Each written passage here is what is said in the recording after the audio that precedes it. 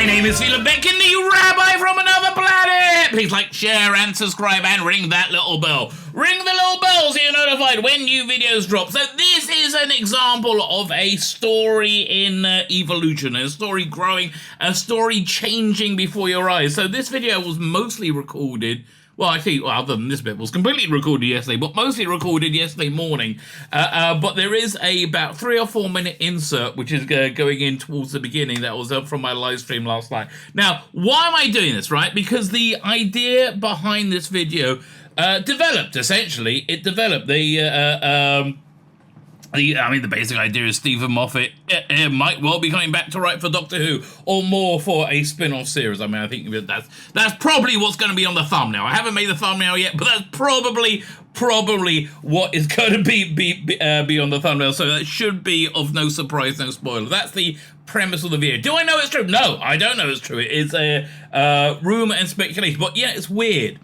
When a rumor is true, everybody treats it like it's true. When it's not, people are like, yeah. Like when the rumor came out from the Mirror that Jodie Whittaker was leaving, just everybody accepted it as true. It was really strange, right? It was really, really genuinely odd. But it was like, okay, yeah, everybody just accepted it as true. It was, and they're like, other news sources for the next 5 months, right, just quoted that as fact. And then they said, about 5 months later, oh yeah, that thing is totally true. That thing we totally didn't mention, totally true. Other rumors, like the TARDIS becoming a camper van or something, I can't remember what it was, not being a police box anywhere.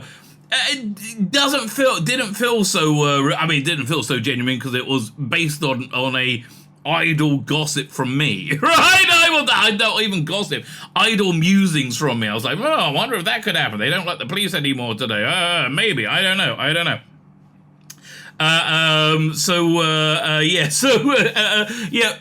That's basically how rumors break down. Like, in my experience, there may be other ones. This one feels real to me, right? There people are treating this one like it's real. So take as that what you will. But we have to put that into context of him saying very recently, "I'm not going back to write for Doctor Who." So what did that mean? So that's what we talk about in this video. The real idea of him coming back to write for the Weeping Angels, right? Well, the idea of him writing a spin-off series was mine, because I figured that's the only way that he's telling the truth and he's coming back at the same time. And it would really make a lot of sense. Then somebody commented, who was it? TARDIS time in the comments to that YouTube short. See, this idea was a long time in the making. That TARDIS time commented on that, say maybe it's the Weeping Angels. I'm like, yes, maybe. Now that's really idle speculation, completely idle speculation, but boy does that work, right? I can kind of see him wanting to do that after, they were pretty poorly used, I think, by Chris Chibnall, even though it gave him perhaps his best Doctor Who. They were pretty, like, how they were kind of like degraded, and I talk about this in the 2 or 3 minute video. There's a lot of connections between Ralph C. Davis and Steven Moffat with the Weeping Angels, and they basically set up their origin in the the end of time. Anyway, I digress. We talk about all this stuff. But we talk about a lot more. So we got that, which I think is the most coherent and understandable part of the video. Then you have the bit that I recorded in the morning where I read a news report about Steven Moffat, right? Essentially telling the same thing. The worst news report you have ever. You see me reading and go, what? How? What? It was insane. It was literally the worst news report I or probably anybody has ever. You'll be amazed. Okay, you will be amazed. So I felt it was right just to put all these bits together, maybe not in chronological order, maybe a bit wibbly wobbly, timey wimey, right? That's the way it's playing out, because I think it tells the story, right? It tells the whole, you get to see the formation of the idea. Is it real? I think there's something there. I do think there's something there. I definitely think there's something there. I don't know what. My musing, my suggestion is logical, right? It doesn't mean it's true, right? It doesn't mean it's accurate, but it's logical. Let's see if we're right. Sometimes I'm right about that. Sometimes logic actually wins out. That hasn't been true for the last 5 years. I'm like, they can't make another season of Star Trek Discovery. That would be insane. There's another season. Oh my god. Okay. Like, they can't make more of this. Oh my god, they did. They made more of that Doctor Who. They can't make more Ray movie. Oh no, they're planning on doing it. So logic and reason hasn't served me. Hasn't served me at all in recent years. But maybe this time, who knows? Anyway, fine. Let me hand over to me from yesterday when I started introducing the video. I'm going to pop back in and introduce my bit from my live stream last night in the flow of the video, and then we'll go back into the general flow of the video. Fine. Let me hand over to me. I'm going to tell you, we live in strange times, baby. We live in strange... And I know I keep saying that, but they keep staying strange, okay? They keep staying strange. Like, share, subscribe, comment, all those things are fantastic. Sign up my Substack, my email newsletter. Right now I'm sending out, as a bonus content, books on tape that never existed before. Coming this week will be Colin Baker, an AI version of Colin Baker, which I've been working on quite a lot today. Reading Millennial Rights. This is such a good book. While I'm working on it, I forgot how fan-wanky it is. And it really is. It's like it references so many other things, which is one of the reasons I quite liked it. So that's coming out, I think, Sundays. Sundays every week. There's going to be a Sunday story time. So this week is going to be that. Last week was Paul McGann reading The Dying Days, but I was not happy with it. Right? I'm going to redo it. I think, which is, I can't believe I'm going to redo it, but I think I'm going to redo it because it's a learning curve. I've been learning how to use this AI more and more as I go along, and just the version I put out, I wasn't happy with at all, right? And then I played with it more and went, oh my god, that sounds freaking incredible, right? That sounds absolutely awesome. Why didn't I? Basically, I wanted to get it out by Sunday. Yeah, my worldview is, just get something out, right? You want something done, you do it. Just get something on paper, and that's how you break into reality, right? That's how you break into reality. So that will be my advice. Yeah, like, share, subscribe, comment, sign up my Substack, follow me on Instagram, I've started posting on Instagram again, I've got some breathing around. Follow me on Twitter, and they keep teasing me with Twitter Blue. Listen, Twitter, mate, listen, just either let me sign up for it, or stop with the signs saying, oh, Twitter Blue, would you like Twitter? Yes, I would like Twitter Blue, mate. I would like it. Can you, if you're going to offer it, right now you're being a bit of a Twitter Blue tease, okay? Just either roll it out or don't. And tell me when it is. That's all I want to know, okay? So follow me on Twitter. like, share, subscribe, comment. Follow me on Twitter. Fine. Let's start talking about this story first. Okay, so now we are going to hand over to me explaining the actual story, right? The actual story. This comes from my live stream last night, and I tell you really the whole story in a nutshell before we go, and we look at literally the worst reporting of the story that anybody's ever seen. I think it's better to see the garbled reporting in the context of what the actual story is, because it makes it just so much more freaking insane, right? Genuinely so much more insane. All right, here we go. Again, there are articles talking about this, but this guy, viewer Anon, apparently knows this. Like, he's quite a solid scooper, right? People trust his words. So he put out this tweet recently with Steven Moffat over here, Shooty Gatwa, and then he followed that up with saying, written by Steven Moffat, making everything. Well, he's coming to write Doctor Who. Now, the weird thing is this, though. He said categorically, I'm not coming back to write Doctor Who, right? Yeah, there we go. He'll be insane to write more Doctor Who, right? So these two things will go. So basically this article, what it's talking about is saying that, look, I'm at a certain point in my career, I can't write for other people, right? That's a step down in my career, right? That's definitely a major step down in my career. That's a mistake. I can't do that, right? I can't do that. So I can't go back and write Doctor Who. That was essentially what it was saying. So how do these two things come together? So I have three options, which I present to you. First option is the rumor is nonsense. He's not coming back to Doctor Who. It's just nonsense. Okay, it's not happening. Second answer is they lied. They lied so they can surprise us.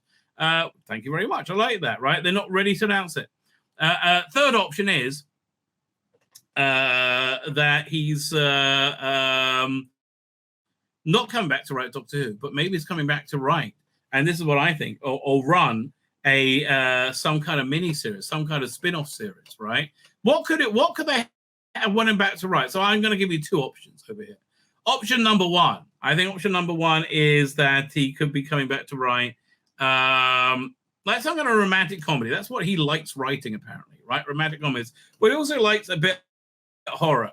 So I think the thing most likely wouldn't it be awesome if he's coming back to write a Weeping Angels miniseries, right? Like going into who the Weeping Angels are, the Oranges are, because Rusty Davis set up a bunch of stuff at the end of Time, didn't he? Right? He set up a ton of stuff at the end of Time with the mother like holding. So he's coming back, right? Maybe they're going to tell that story of the origins of the Weeping Angels or some Weeping Angels short story like miniseries. That would be huge, right? That really would be huge. I could certainly see that happening, right? Couldn't you? Couldn't see Steven Moffat doing a 4 to 6 part Weeping Angels miniseries? That would be awesome. That would be absolutely awesome. One can only hope. Right? One can only dream. One can only hope. Who knows or dares dream? This is really just my my bonkers theories in life. Doink! Steven Moffat might reprise his role as Doctor Who. That headline is wrong in so many ways. He was never Doctor Who, and he's not going to reprise his role as the showrunner of Doctor Who. God, I hope the rest of this article is as wildly inaccurate as this one. Was it written by AI? I'm not big on the writing by AI. I don't mind AI art. I don't mind AI colorization. I would like to. I'd like more the better. Quite frankly, I'm very impressed with technology. But like AI writing, I'm like, really? Well, I guess that shows you how absolutely disposable all this like clickbait garbage is, right? It's like we have computers writing stories that computers can now read, so they can sell ads to other computers. I mean, that's essentially what it seems. I mean, how are we like? Yeah, Wotan was a dick. All he had to do was create social media. Why did he make those big, bulky war machines? Right? No, just make social media. That would have done the trick. Steven Moffat might reply that. Steven Moffat is now saying he might well be going back to it. Now, how do we know as well? I guess they're going to tell us in the article, right?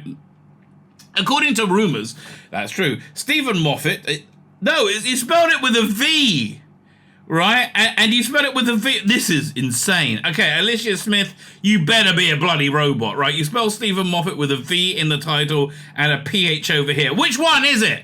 The permanent showrunner of Sherlock? Well, it's only one. That's his show. One of the creators of Dracula and his once popular and may return to his once popular endeavor. Blimey. like why is like I can't wait till November when we start seeing normie articles that won't use this freaking image anymore. I'm like, God, like why it's not it's not good. It's like why the worst bit of Doctor Who ever, like you have to illustrate Doctor Who. Was it his once may return to his once popular endeavor, the Doctor Who series. He is responsible for a lot of the series' second birth. Yes and no, I guess. I mean, Empty Child Doctor Dancers was the story where Christopher Eccleston went, oh, that's what this character's about. And you watch it from then onwards, he's like, oh, he's a doctor. He totally gets it now, right? Up until then, he seemed to be a little bit lost, but that's fair. And I guess he became one of the reliable writers that Rusty Davis could say, just go ahead and do it. And I'm probably pretty early on, Russell had his eye on him to be he was the obvious natural successor. Okay, Christian became the series' main screenwriter or showrunner following the last sorry of the 12th Doctor, Peter Capaldi. This is written by AI, right? A bad one. Following the last story, maybe? Oh, that must be what it's... Oh, Jesus. This is crazy! It's written by the story who made several epochal... Is that a word or is that a typo? Changes. Epochal? What the hell does epochal mean? What epochal definition? Is it forming of a characterizing epoch making. Oh, epochal. Okay. Epochal changes include the appearance of the first female Doctor. Yeah, a different format of the episodes and a ruthless social agenda. I mean, somewhere inside all this, there's actually some facts going on. Maybe due to the drop of ratings that prompted television to make a compromise, first returning Russell Davis to the series, and then, in order to guarantee a win-win scenario, to grant Steven Moffat the opportunity to produce several episodes. What okay, this is completely wrong, right? This is not what the story is at all. Fine, so, maybe they'll get, well, they're going to get to the point? Oh, God, no.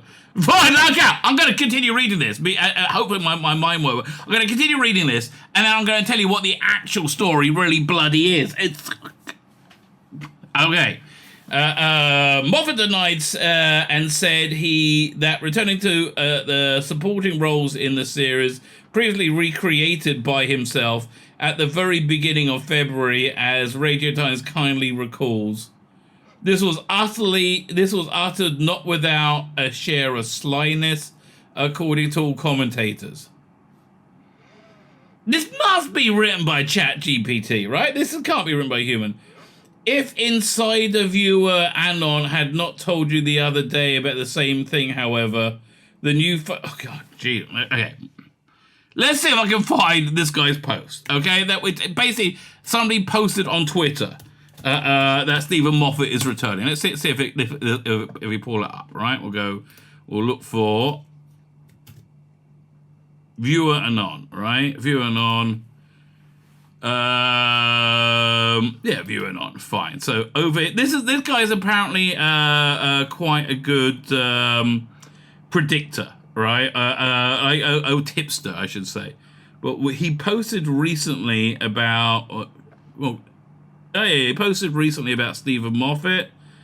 There you go. Fine, here we are. Finally found it. So he posted on February 18th a picture of Steven Moffat. A picture of Shooty Gatwa, right? And then written by Steven Moffat. So this was a bit of a weird story because he said, no, I'm not returning to Doctor Who, right? Again, he said it'll be Chris, as I said at the beginning, because I was the head writer, now I'm a junior writer, which kind of sucks, because I liked his Doctor Who, right, be honest with you, and I would like to see more Doctor Who, but I understand, look, he's done his time, he wants to move on, he wants to sit back and watch Doctor Who. I totally get that. He has other things he wants to do, he's doing plays, he's enjoying film. I think he feels very creatively and professionally fulfilled, and good for him. He bloody should do, right? He worked hard for it. I think he's a talented guy. Good for him. So what on earth is Viewer Anon talking about, right? What on earth is Viewer Anon talking about? I mean, this is the worst written article of all time. It really is. It's unbelievable, right? It's absolutely unbelievable. So what's he talking about? So there's three case scenarios that I can think of that this will fit into. Either A, he's talking out of his arse, right? He's talking out of his arse, doesn't know what he's talking about at all, and it's just a fake rumor. There's lots of them around, right? Often they get started by accident. Like I started a fake rumor, well, it's a real rumor, that they were going to ditch the TARDIS police box, right? Because it was 2019 and the word police was just like dirt. So I said, maybe they're going to get rid of the TARDIS because it says police on it, right? Or they're going to change the public box or something like that. Yeah, up there. Doink, right? They're going to get rid of this thing. They were like, oh, the police are bad. You forget, right? It's amazing how things get memory hold. But you forget, 2019, yeah, saying police was a bad thing, right? Weird. Defund the police, and now we had this complete implosion of crime throughout America. Whoa! Who could have seen that coming? I mean, anybody who's not congenitally stupid, I guess. But so that went down. I was just musing, and then got picked up, and it became a thing, and then I ended up reporting on the rumor, right? And I'm pretty sure I started that rumor, right? So these rumors happen. So it might just be a bullcrap rumor, right? Bollocks rumor. Option number 2 is it's the truth, and he scooped it, and they didn't tell anyone, so they can go, surprise! Steven Moffat episode, yeah! And he would generate buzz. And now Rusty Davis is very good at generating buzz, just like he's very good at writing. He's very good at generating buzz, right? He really genuinely is. So that could be, but I think it's option number 3. I think it's option number 3, and that he is coming to the production of Doctor Who, but not as a writer on Doctor Who, but a showrunner of one of the spin-offs. So that, which is certainly going to happen, right? The spin-offs are certainly going to happen. So that's interesting, right? That, because then he gets his own creative stamp on it. Rusty Davis has somebody running something that he can trust, and he knows he's you know, they're going to be pulled together. It's like a professional, right? I don't see him offering Chris Chibnall a series, right? So that'll be interesting. I can kind of see it being something a bit more romantic, is my guess, right? Steven Moffat seems to be somebody who wants to write romantic comedies. Like, he really likes to write. If you look at, I think one of the problems with season, what was it, 8 of Doctor Who, which Capaldi's first one, was the romance between Clara and Danny Pink. Now, I like Danny Pink. He was actually very good on, they did a big finish release of the 12th Doctor Chronicles with Jake Dubman reading, you know, reading the dialogue in a kind of Capaldi-esque voice, but not trying to be Capaldi. In later ones, they actually had him playing Capaldi's Doctor, which was just a mistake. But it also had Danny Pink in it. Samuel Clemens, I think, is the actor. He was great in that, and that was a great story, right? It really went into what was the dynamic between the two. But I think that's what interests him. So that is something I can see him being interested in doing. So now, I wonder if the Brain Trust over at CBR would see it the same way. This article, you may think this article is an old one, right? From like last year sometime. Doctor Who will spin-offs return with Rusty Davis. We know they are. He's already said that. Like, how many times? Like, so I haven't read this article. Boy, I think there's going to be some laughs to be had in it, right? I really do.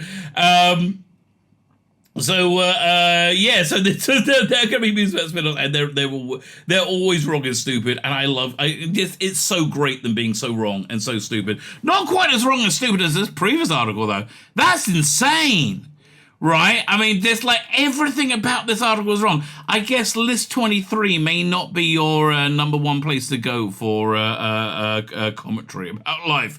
Fine, let's look at this. Rusty Davis is going back inside the TARDIS as showrunner, and he's already given the Whoniverse some companions meaning spin-offs. Okay, and it's calling it the Whoniverse. I mean, like, honestly, I think these people.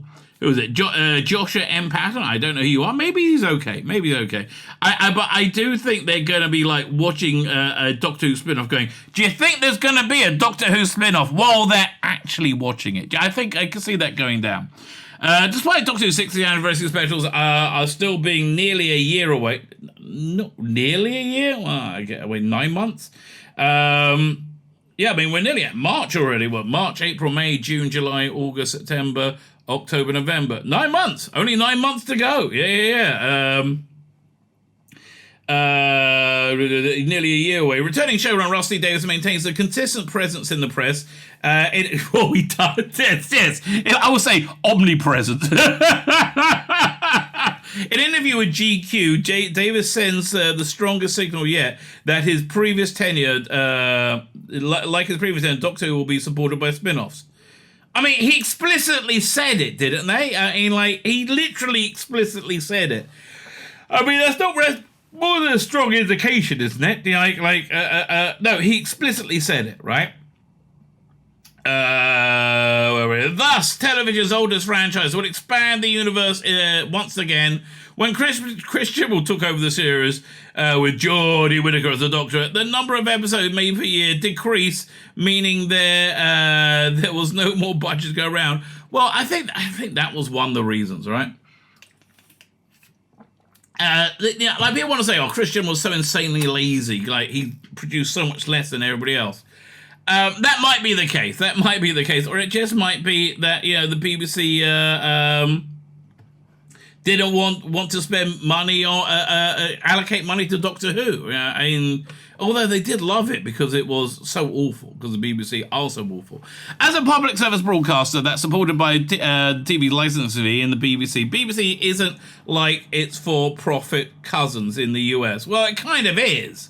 Like, and most of the stuff they do is for profit, right? No, it kind of is, right? I mean, they took their remit as a public service broadcaster to stop serving the public, right? That was their plan. Hey, let's be a public service broadcaster. How are we going to do that? By not serving the public. In fact, taking a shit on the public in every moment that we can. That's how we're going to serve the public, by literally taking a constant shit on the public, by not having our same elitist, disgusting, Guardian reader, granola crunching point of view, right?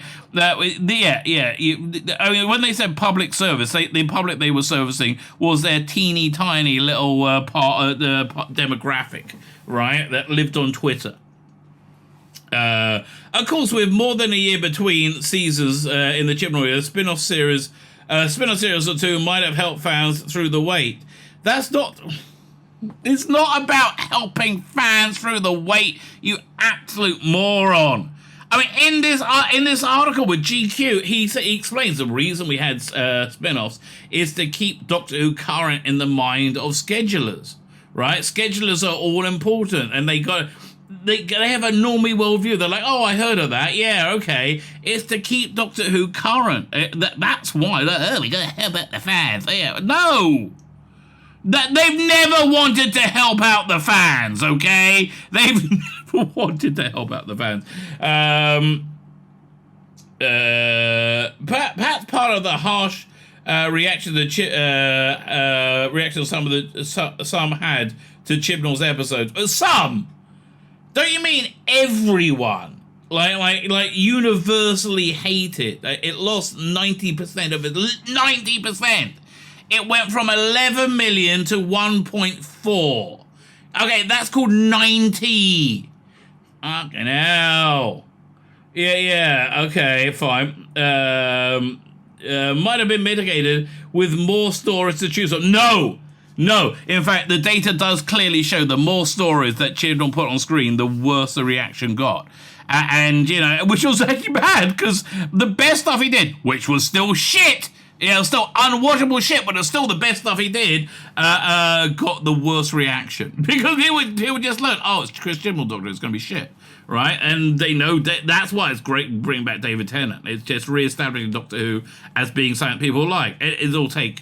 Those 3 episodes will change everything. They'll be like, oh yeah, I like Doctor Who. Oh look, the shooting cat was Doctor Who. Let's go check it out. Says, 50 billion people at one moment. Like, how many people have signed up to Disney Plus? I don't know, there's 4 million less now, but 4 million ticket. 4 million out of 200 million.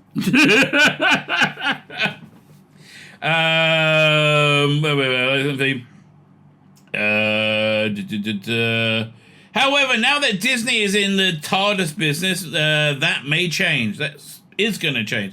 However, that may change. BBC may not want more episodes of Doctor Who. Why take more series set in that universe? I think if they can make Doctor Who for free, they probably would. Although, what's going to happen with TV production when AI can really just make photorealistic video, right? You don't even need the actors anymore.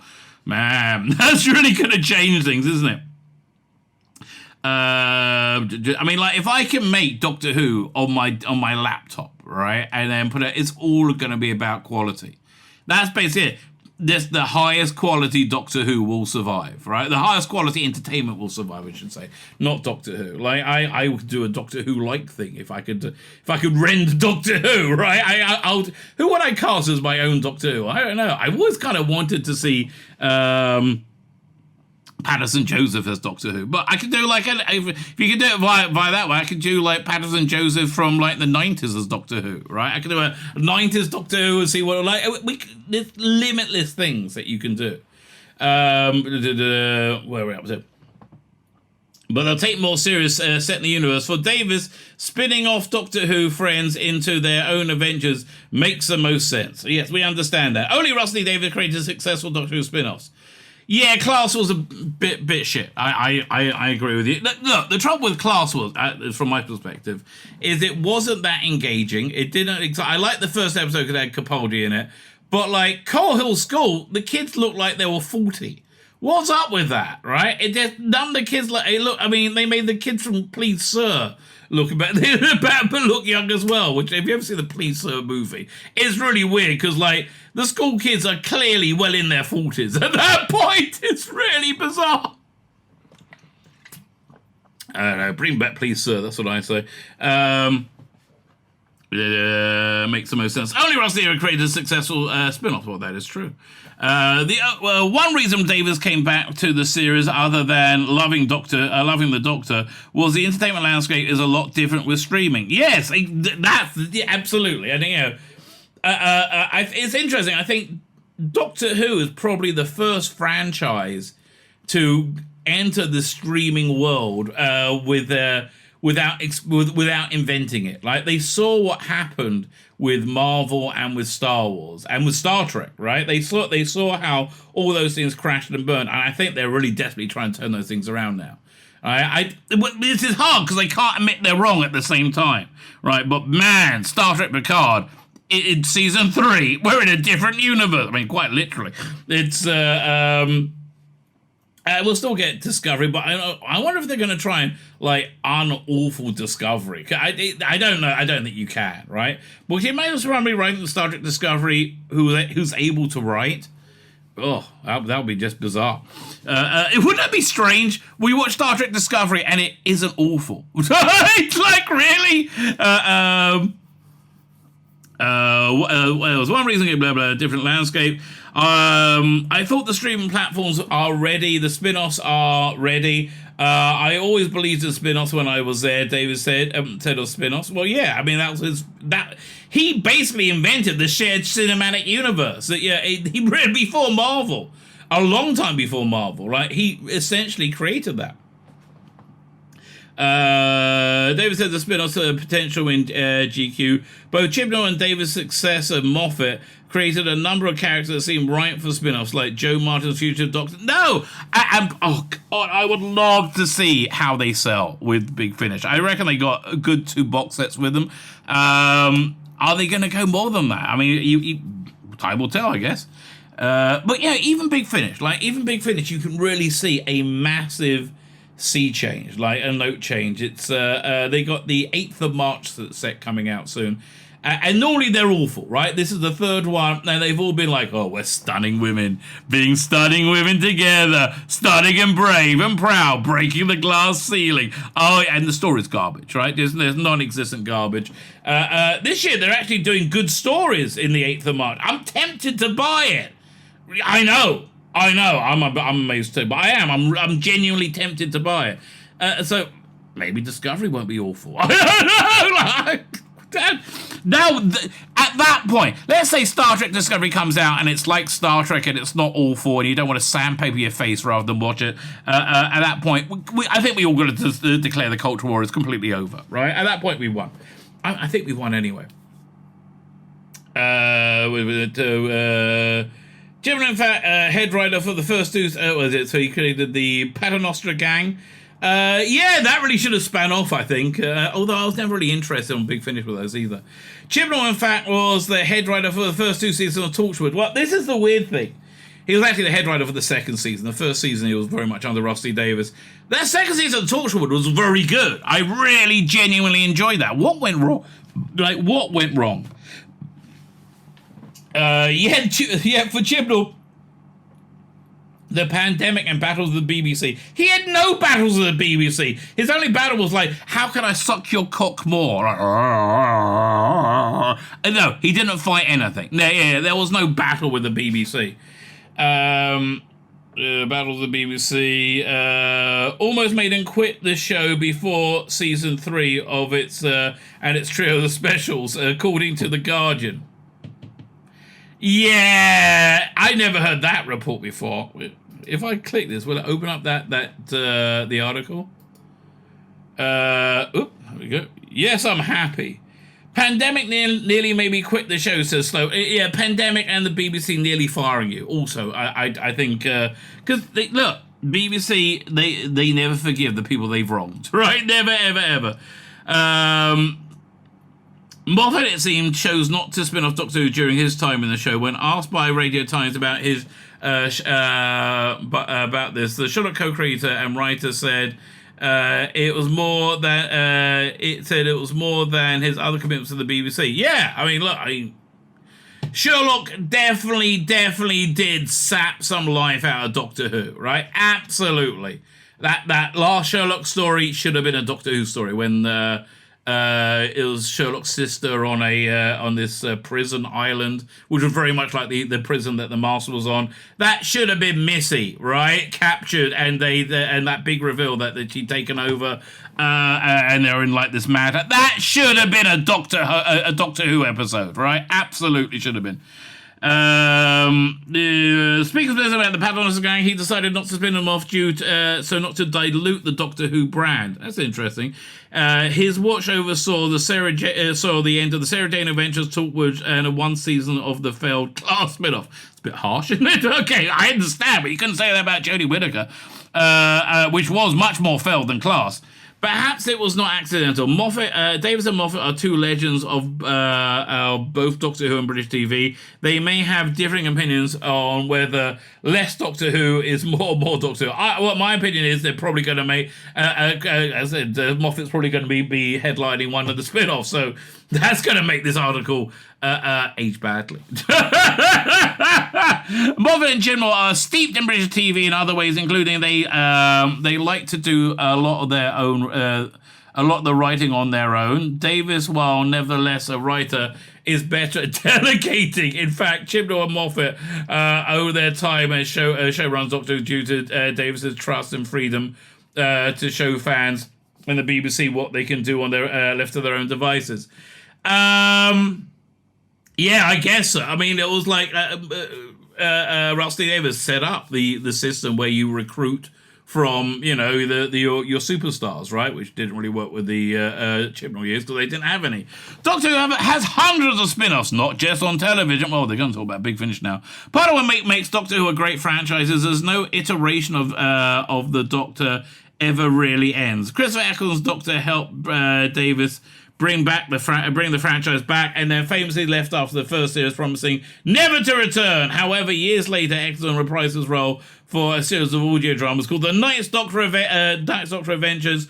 First year is good. There's some very good stories. I won't say it knocks out the park. It's lovely to hear his voice. Hear more of his Doctor. Second year, pants, mate, pants. There are novels, comics, and other audio dramas featuring the Doctors on the... Really? This is I was going to say this is the dumbest article of all time, but I read that other article at the beginning that literally was the dumbest article of all time. Eccleston reprises the role for a series of audio dramas, blah, blah, TV, novels, comics, other audio dramas, who have long aged out of the characters in live action. Institution of BBC doesn't operate like an American broadcaster, however. Davis, however, knows that Doctor Who knows for Doctor Who, so it has to be a bit more American. I know. I don't think so. I think he's inventing the model of it right now. Right? I think he's literally inventing the new model of successful television after having burnt away Marvel and Star Wars, right? I think that's what's going on. When Davis brought it back in 2005, it was a genuine sensation in Britain. Yet, perhaps more importantly, it was a sensation in the US as well. Netflix. That's why people saw it on Netflix and went, oh, this is fun, right? Oh, Matt Smith, he's a bit dishy. Let's go back and watch some David Tennant. That's how it happened, right? Which expanded the show's audience. This in turn fabricated spin-offs, the Sarah Jane Adventures, which brought back Cassette Companion in the new series. Well, that's not really what happened. I mean, look, it was a good idea. Look, Rusty Davis has a background in children's TV, which I'm sure is where Sarah Jane Adventures came from. When he started writing the second series, was he planning the spin-offs then? Probably, because they both came out that second season, didn't they? But it was very clever. You had a children's show, you had an adult show, and you had a family show. It was Torchwood, Sarah Jane, and Doctor Who. By contrast, Torchwood was full-on adult fare, yet it made Cardiff look like LA. It was so better than LA. LA looks like a shithole now. Literally, it's covered in human feces. Here's the thing that amazes me. all these cities, they still vote for the same politicians that all fail in the same way, right? I would say if your streets are covered with human shit, yeah, and there's out of control crime, it might be time to give somebody else a try running the place, right? It might be time. They may have failed. I don't know. You, the people decide. In UK terms, both spin-offs enjoyed a very long run. Other attempts at spin-offs include the animated show featuring K9 the Robot Dog. That wasn't animated. And that was in Australia, and it was live action. Were made unattached to this because of complicated rights issues. Well, no, Bob Baker owned it and he wanted to do something with it. Disney is only licensing Doctor Who, but the company plays a long game by throwing money at BBC and Davis. Disney Plus executive may be exactly what everybody wants. Doctor Who, I don't know what that sentence means. I mean, honestly, my guess is this: I think the spin-offs, right? I think the spin-offs are going to be an organic growing out of what we see in season 14, 15. Although they're clearly already working on it, right? But I swear that's what I think is going on. Maybe Steven Moffat's writing an episode for the series, which is going to be introduce the characters that he's going to spin off. Right, that might be. But I think the most likely case scenario is that he's a showrunner. Right, he is a showrunner of a Doctor Who spinoff, and he's perfect to do that. Right, he's in the right space in his career. He knows the property very well. He knows the universe. And if they're developing new things, which I think they are, I think he'll be your go-to guy. Right, your go-to guy on who to tap to, run one of these spin-offs. Honestly, if you're asking me who I think should get the nod to do a spin-off, or at least a script, Nick Briggs. Nick Briggs is so freaking deserving of a Dalek miniseries, and he's so good at it as well. Right, he really is deserving. And I'm going to end on like a bit of a shameless plug for something he's done. It came out a couple of years ago. Got a second season coming out soon called The Human Frontier. So I just like that. It was like interesting science fiction that dealt with contemporary questions and contemporary issues, which I thought in an interesting way, in a way that I wouldn't have thought of it. So yeah, I would check that out. That's coming back this year, I think. But yeah, listen, Steven Moffat, we would love to see him helming a spin-off. I think Matt Hancock's probably mostly in the frame as well. He's really being touted as Rusty Davis' new protege. But if he wants to spin off in safe hands, Steven Moffat's the way to go. Still hoping for the Dalek Empire series written by Nick Briggs. I think that would be awesome. My name is Tzvi Lebetkin. Oh, look at that. We basically hit 40 minutes. Who knows how long these things are going to go for? I do not when I start. I really don't know what I'm going to read before I start. But I have a rough idea. But I've never read it. But anyway, we hit 40 minutes. I hope you enjoyed it. Let me know if you're okay for a shorter running time, a longer running. You just tell me what you want, baby. You tell me what you want. Me love you long time. My name is Tzvi Lebetkin, the Rabbi from another planet. Please like, share, and subscribe, and ring that little bell. Ring the little bell so you are notified when new videos drop.